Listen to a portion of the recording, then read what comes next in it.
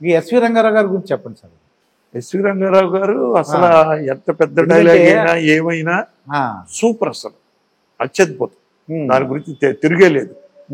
కానీ షూటింగుల్లో కొన్ని ఇబ్బందులు ఏంటంటే ఇచ్చిన డేట్లో ఒక్కోసారి వారం రాకపోవచ్చు, రావచ్చు, ఇవన్నీ చేసేవాడు ఆయన. ఎస్వి రంగారావు గారు అంటే రాకపోవచ్చు అంటే ఏం చేసేవారు, ఎక్కడికి వెళ్ళేవారండి?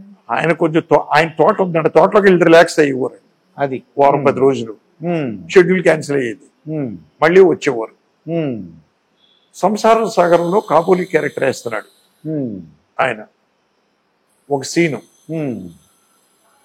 ఆ సీన్లో ఆయన డైలాగ్ పెద్ద గురువుగారు రాశారు, ఒక 5-6 పేజీలు సీను రాశారు.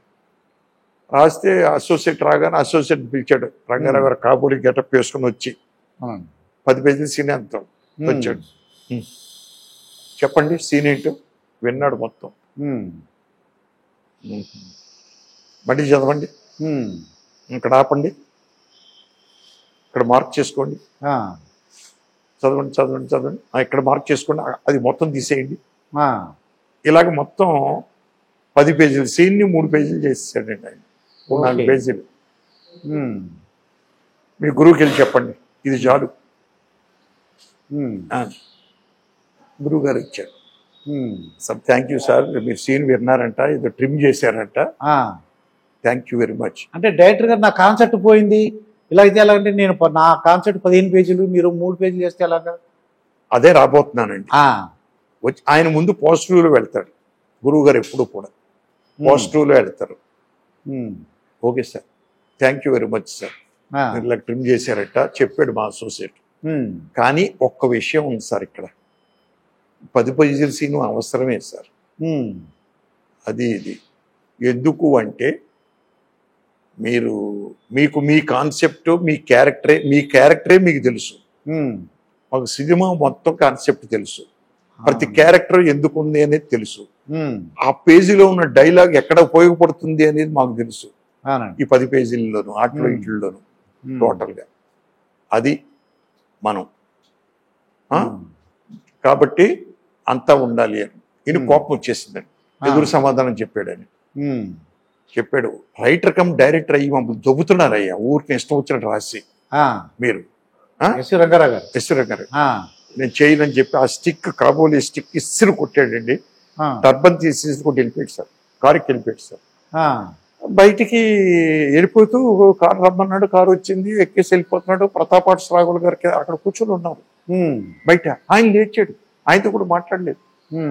మాట్లాడిపోయేటికి అక్కడి నుంచి వెళ్ళాడు ఈయన.